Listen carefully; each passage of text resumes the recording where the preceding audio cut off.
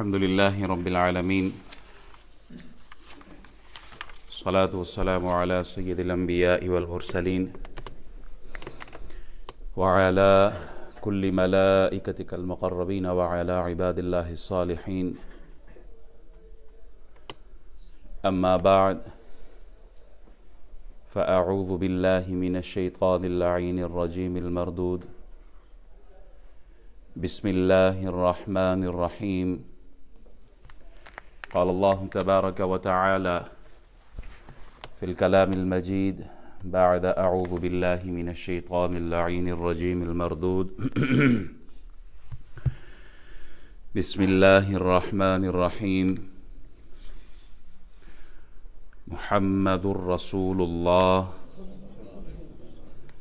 والذين معه أشداء على الكفار، أو كما قال النبي صلى الله عليه وبارك وسلم: إن الله جعل الحق على لسان عمر وقلبه. صدق الله مولانا العظيم وصدق رسوله النبي الأمين الكريم، ونحن على ذلك لمن الشاهدين والشاکرین والحمد للہ رب العالمین. تمام خوبیاں، حمد، ثنا، تسبیحات، تحلیلات، بڑائی، کبریائی، بزرگی وحدہ لا شریک ذات کے لیے ہے، جو ہم سب کا خالق ہے، مالک ہے، رازق ہے. درود سلام بے حد بے حساب اس ہستی پر جو وجہ تخلیق کائنات ہے، جو محبوب سبحانی ہے، جو امام الانبیاء ہے، رحمت للعالمین، شفیع المذنبین، خاتم النبیین ہے. اللہ جل وعلا کے حضور دعا گو ہوں کہ مالک و مولا جمعۃ المبارک کی اس خوبصورت گھڑی میں اول وقت میں جو مسجد میں حاضر ہیں، بیٹھے ہیں، رحمت کو سمیٹنے کے لیے، برکتوں کے حصول کے لیے، گناہوں کی معافی کے لیے، اللہ ہمارا آنا قبول فرمائے، ہمارا بیٹھنا قبول فرمائے، اور اللہ اس خوبصورت عمل پر ہمیں استقامت عطا فرمائے. اور جو جس نیت کے ساتھ مسجد میں بیٹھا ہے، کوئی بیمار ہے، تنگ دستی ہے، پریشانی ہے، تو اللہ کریم اپنی اس خوبصورت گھر کے صدقے بیماریاں، پریشانیاں، تکلیفیں اللہ دور فرمائے. احباب ذی وقار، اسلامی کیلنڈر میں جو آخری مہینہ ہے ذو الحجہ کا، آخری ایام ہے اس مہینے کے، اور نیا سال محرم کا شروع ہونے والا ہے. آخری دنوں میں جہاں بہت ساری نسبتیں ہیں اس مہینے کے حوالے سے، ایک نسبت یہ بھی ہے کہ اس مہینے کی آخری تاریخوں میں غالباً 26 ذو الحجہ کو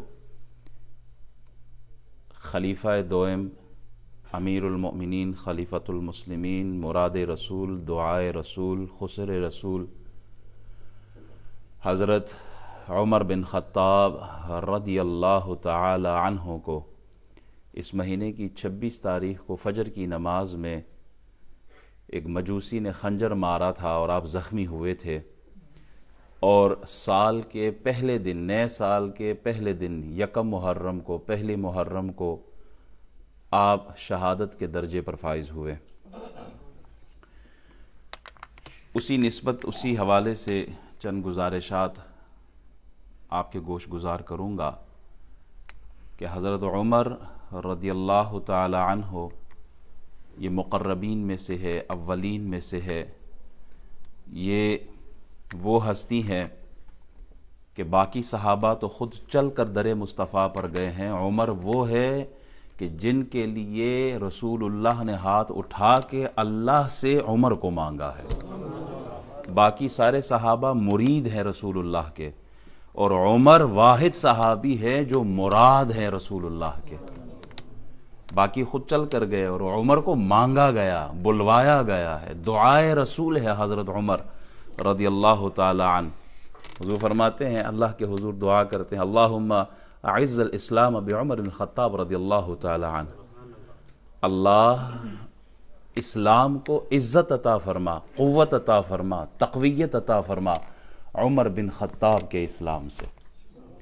عمر بن خطاب وہ ہیں جن کے لیے رسول اللہ نے دعا مانگی ہے، دعا قبول ہوئی ہے، جن کے لبہائے مبارک سے دعا نکلے تو اللہ قبلے بدل دیتا ہے، وہ لب جب ہلے تو اللہ اپنا پیغام بندوں کو پہنچاتا ہے، تو درمیان میں واسطہ لبہائے مصطفیٰ ہوتے ہیں۔ حضور اقدس صلی اللہ علیہ وسلم سے جو دعا منقول حدیثوں میں آتی ہے، اس کو پڑھنے کے باوجود بھی کچھ اس دور میں بھی ایسے جاہل ہیں، ایسے ظالم ہیں جو حضرت عمر رضی اللہ تعالیٰ عنہ جیسی ہستی سے بیزاری کا اظہار کرتے ہیں۔ میں کہتا ہوں جن کے لیے رسول اللہ کے لبہائے مبارک جنبش فرمائے، جن کے لیے حضور فرمائے کہ اللہ اسلام کو عزت عطا فرما عمر بن خطاب کے ذریعے، جن کے اسلام سے مومنین کو قوت ملی ہے، حضرت عمر وہ واحد ہستی ہیں۔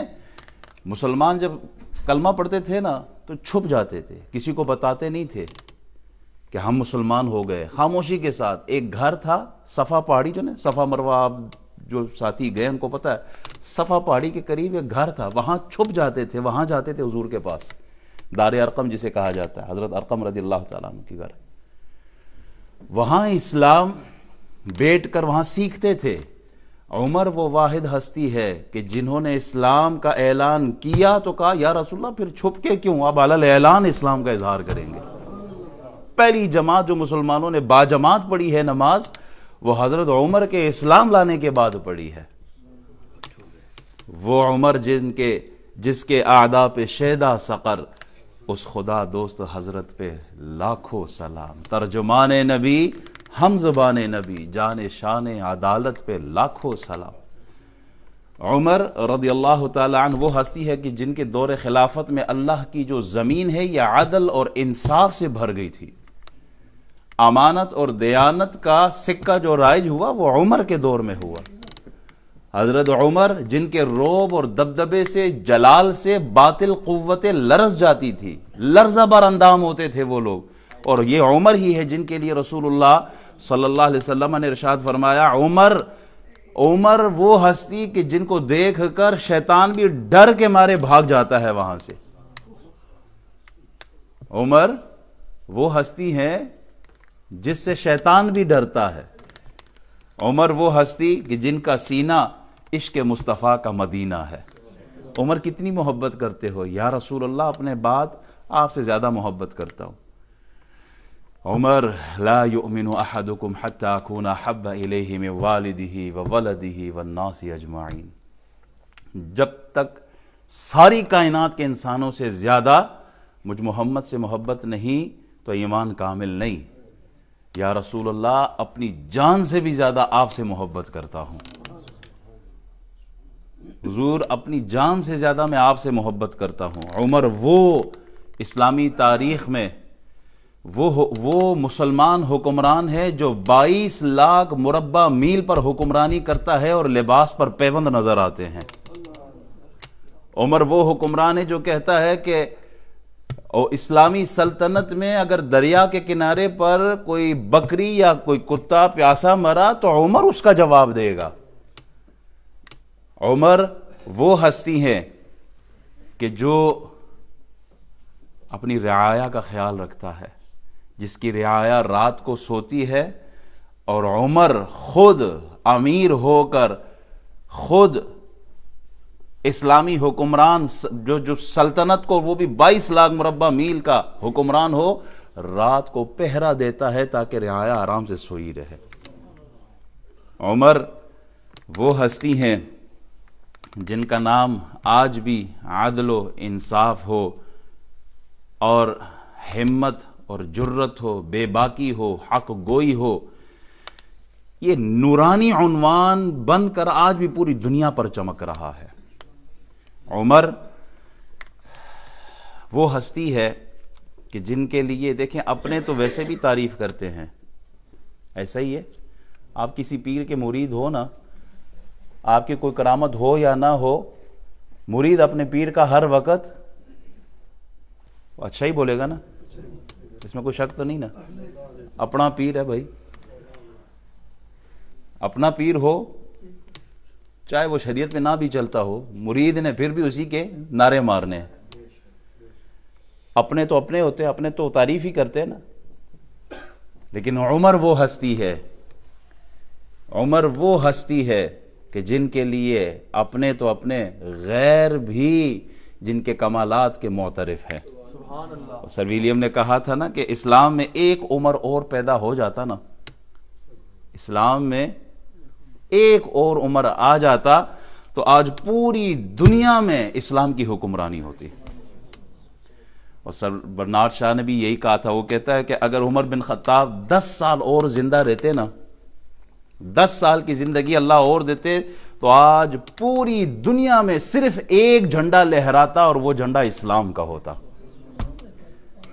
گاندھی نے 1930 میں اپنے ہندو نوجوانوں سے خطاب کیا نا تحریک آزادی کے دوران، تو وہ گاندھی کہتا ہے یہ چھوڑو یہ کرشنا کو اور اپنے جو دوسرے ان کے شخصیات ہیں، راما کو، ان کی کوئی تاریخی حیثیت نہیں، اگر اپنی زندگی کے لیے مشعل راہ بنانا ہے تو بناؤ ابو بکر اور عمر کو بناؤ۔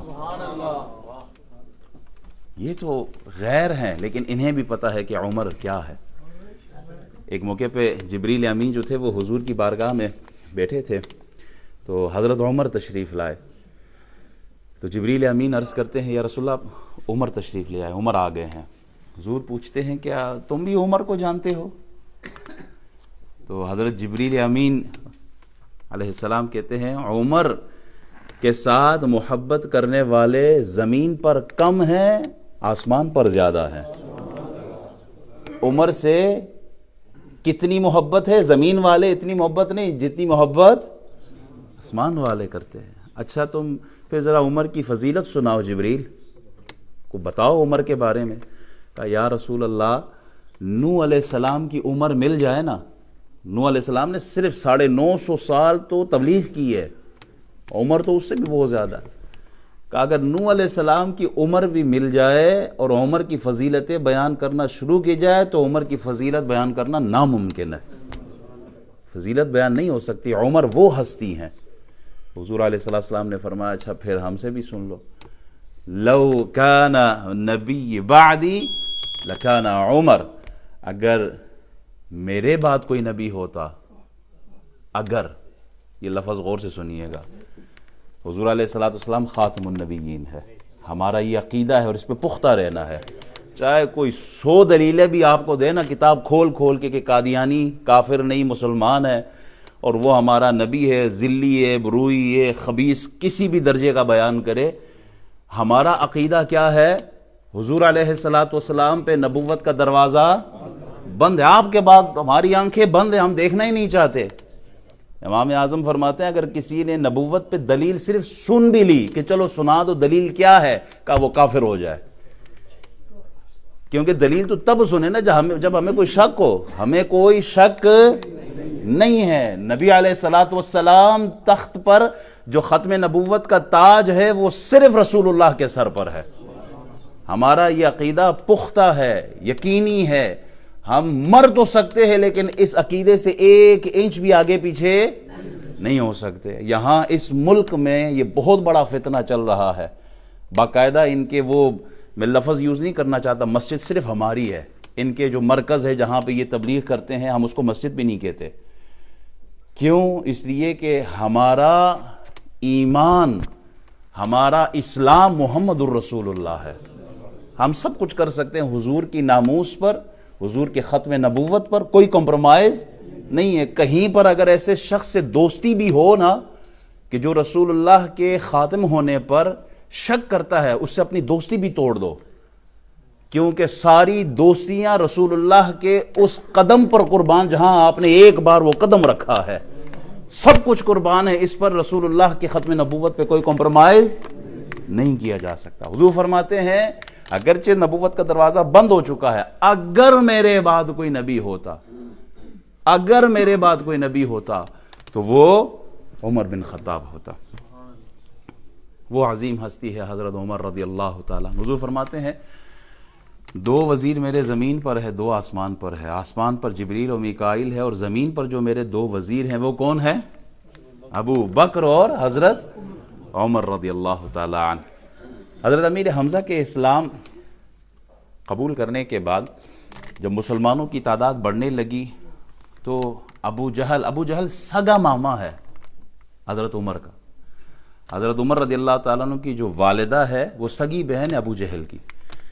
تو ابو جہل نے میٹنگ بلائی کہ یہ کیا ہو رہا ہے، مسلمان بڑھتے جا رہے ہیں اور قوت پکڑتے جا رہے ہیں، ان کا ایسا اگر وقت آ گیا کہ مسلمان بڑھتے گئے تو ہمارا جو سسٹم ہے، نظام ہے، یہ تو برباد ہو جائے گا، تو کیا کرنا چاہیے؟ ابو جہل نے ایک آفر دے دی، جو محمد الرسول اللہ صلی اللہ علیہ وبارک وسلم کو قتل کر دے، الیاذ باللہ، 100 اونٹ ملیں گے، 400 درہم ملیں گے، بڑے بڑے انعام رکھ دیے، بڑے بڑے انعام رکھ دیے۔ کس چیز پر؟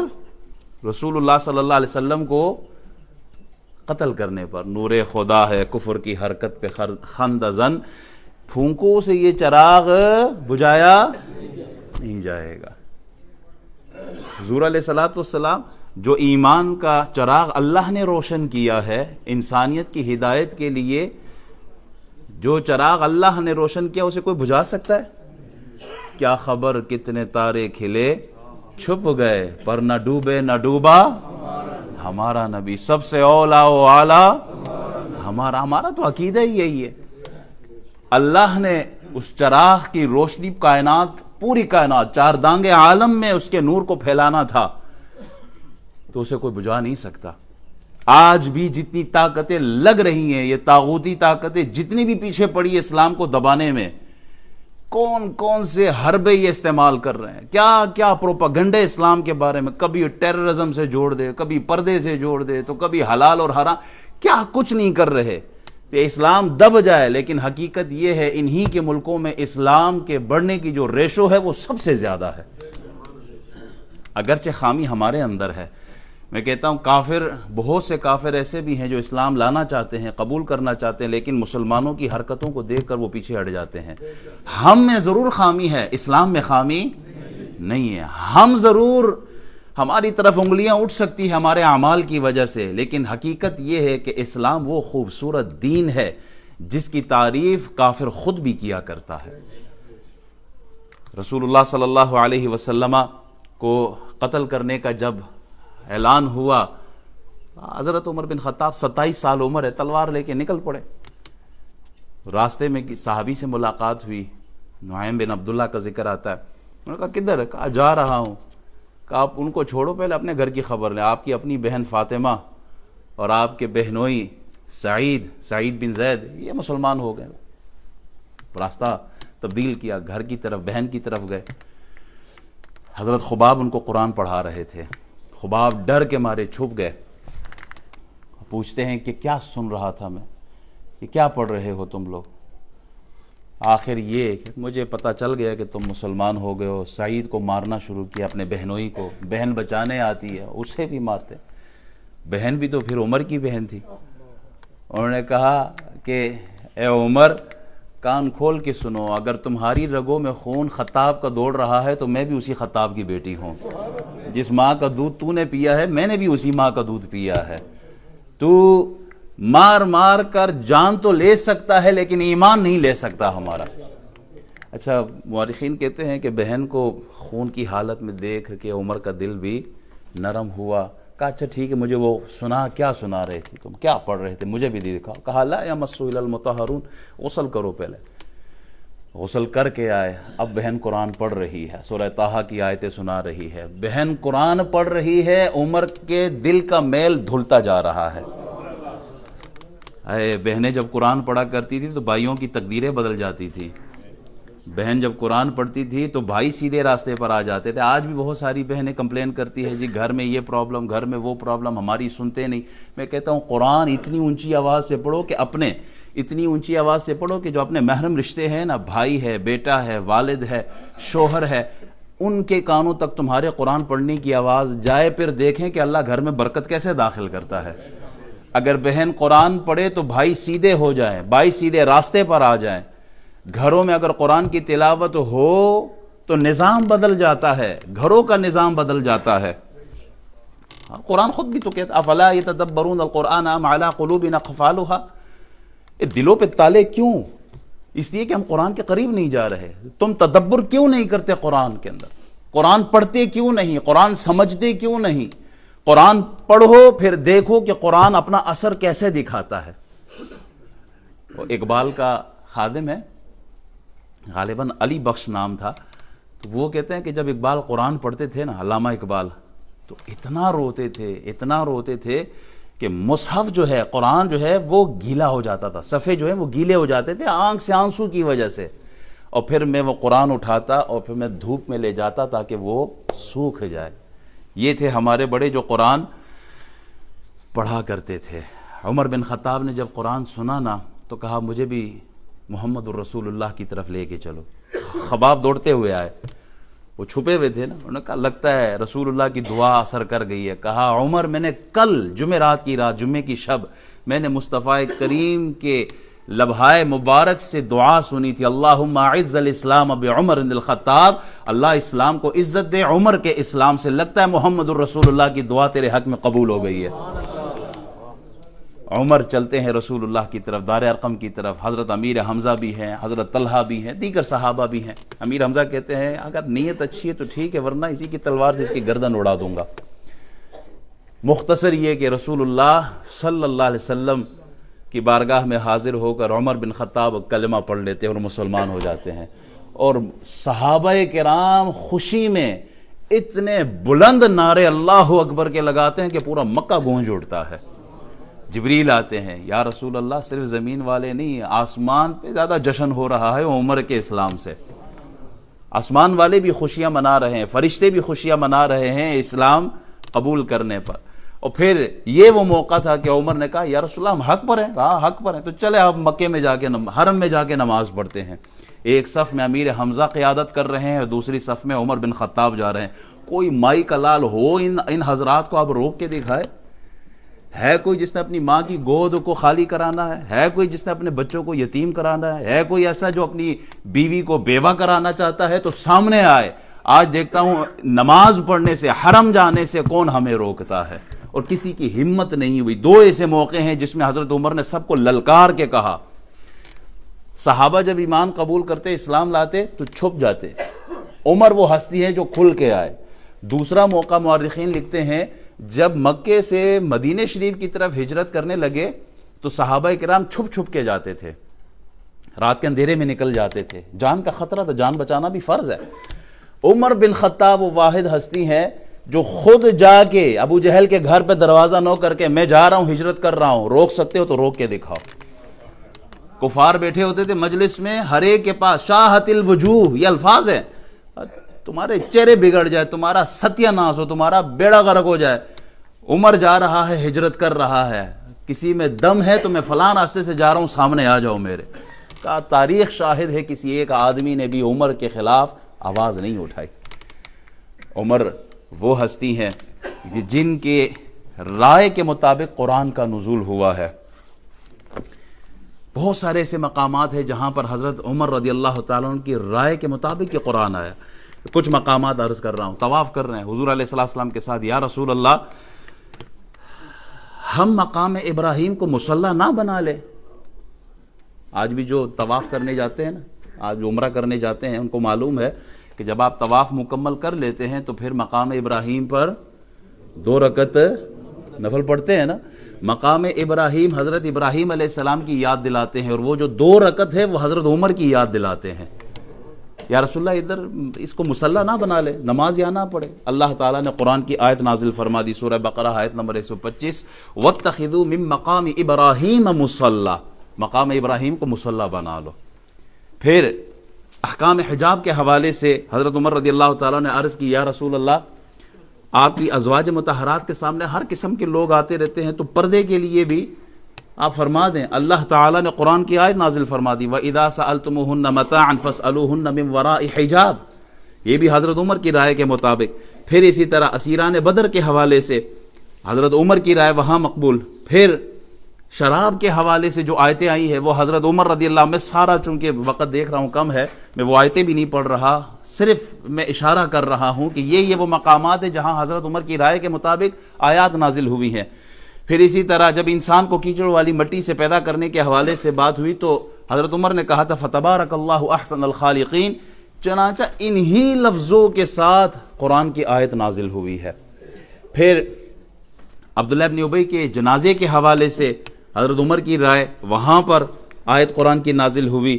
پھر حضرت ام المومنین حضرت عائشہ صدیقہ رضی اللہ تعالیٰ عنہ پر جو تہمت لگی، منافقین نے تہمت لگائی اور ساتھ میں کچھ صحابہ کرام بھی انجانے میں اس پروپیگنڈے کا حصہ بن گئے، تو حضرت عمر رضی اللہ تعالیٰ عنہ نے کہا تھا سبحانک ھذا بہتان عظیم. ایگزیکٹلی انہی الفاظ کے ساتھ جبریل امین وحی لے کے آئے، قرآن کی آیت نازل ہوئی ہے. پھر ابتدائے رمضان کی راتوں میں چونکہ رات کا بھی روزہ ہوتا تھا، یہ تو بعد میں تبدیلی آئی ہے، رات کے روزے کو ختم کر دیا گیا.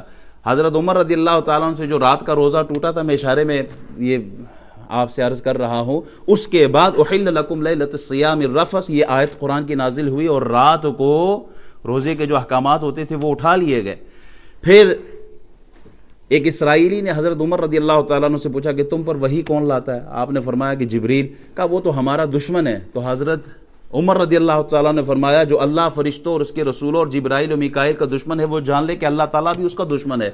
اسی الفاظ میں یہی الفاظ ہے من کان عدو للہ وملائکتہ ورسلہ وجبریل ومیکال فإن اللہ عدو للکافرین. قرآن کی آیتیں نازل ہوئی ہیں. بہت ساری ایسے مقامات ہیں، قرآن کی آیتیں موجود ہیں کہ جہاں حضرت عمر رضی اللہ تعالیٰ عنہ کے رائے کے مطابق قرآن کی آیتیں نازل ہوئی ہیں. احباب، عدل اور انصاف حضرت عمر رضی اللہ تعالیٰ عنہ کے حوالے سے ہر چھوٹا بچہ مسلمان کا وہ جانتا ہے کہ عمر رضی اللہ تعالیٰ عنہ وہ ایک خوبصورت مینار ہے عدل و انصاف کا اسلام میں. آپ پہلا خطبہ دیتے ہیں نا، پہلے خطبے میں آپ نے لوگوں سے پوچھا لوگوں اگر میں سیدھے راہ سے ہٹ جاؤں تو تم کیا کرو گے؟ یہ وقت کا حکمران گفتگو کر رہا ہے عام پبلک کے ساتھ. حضرت ابو ذر غفاری تلوار نکالتے کہ اس تلوار کے ساتھ ہم سیدھا کریں گے آپ کو. آپ خوش ہوئے کہ اللہ تیرا لاکھ لاکھ شکر ہے ایسے لوگ موجود ہیں. جب تک رعایا حق پر ہو حکمران بھی پھر حق کے راستے پر ہوتا ہے. مال غنیمت آیا نا، ایک ایک چادر ملی سب کو، تو حضرت عمر رضی اللہ تعالیٰ عنہ کے حصے میں بھی ایک چادر آئی.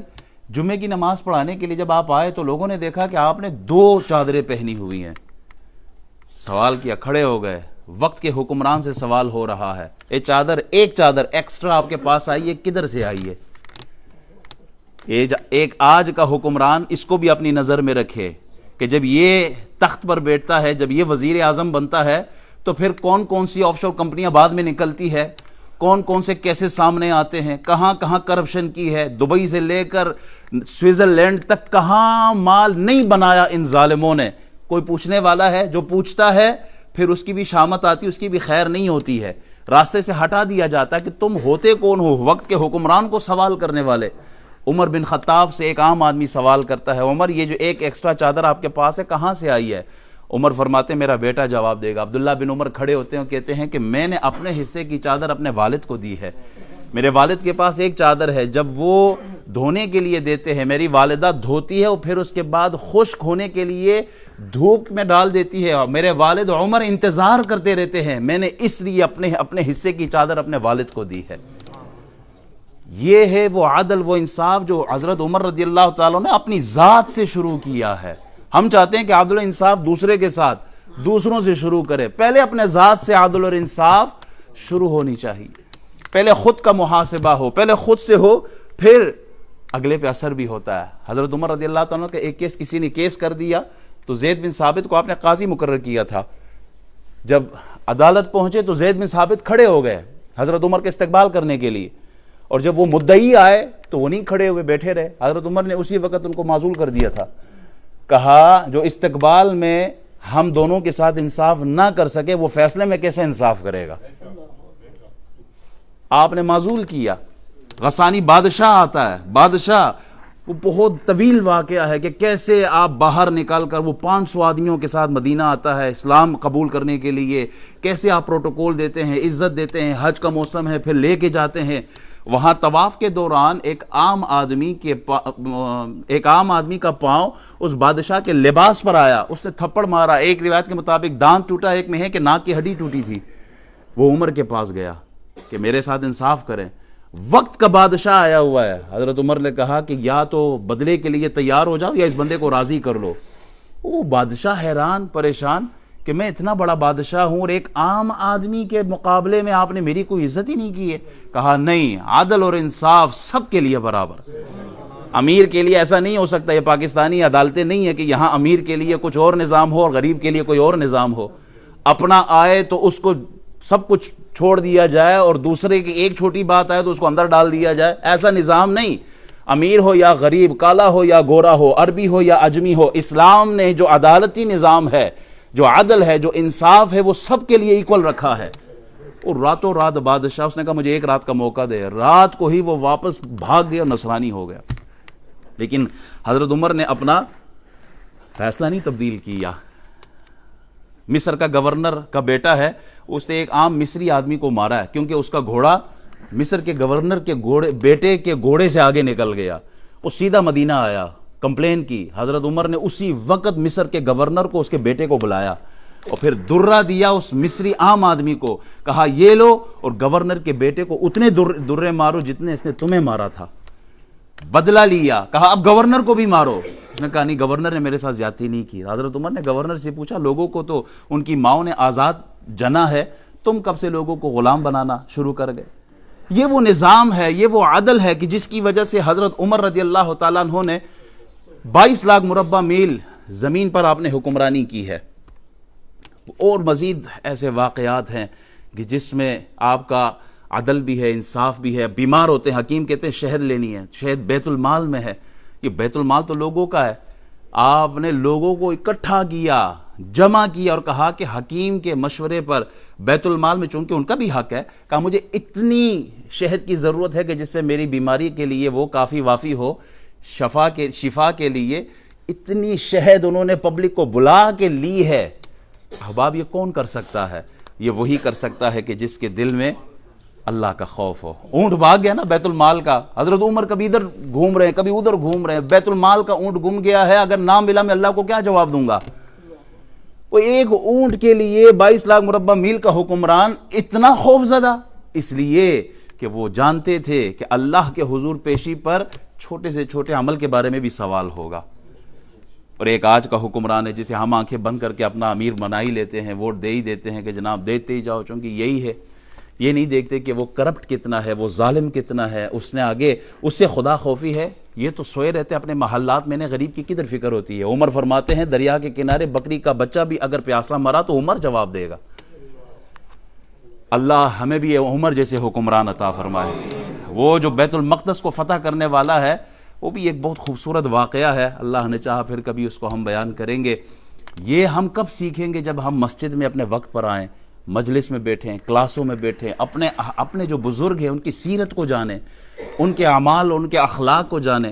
جب یہ ماحول بنے گا تب ہی ماحول بدلے گا، اور اس کے لیے محافل میں آنا، مجلس میں آنا، سیکھنے کی نیت کے ساتھ آنا، یہ بہت ضروری ہے۔ انشاءاللہ ہماری مسجد میں 14 جولائی کو اتوار والے دن محرم الحرام کے حوالے سے پیغام کربلا کے عنوان سے ایک پروگرام منعقد کیا جا رہا ہے، جس میں ایک عظیم عالم دین آ رہے ہیں، جن کو آپ سن کے خود ہی کہو گے کہ واقعی کوئی عالم آیا تھا۔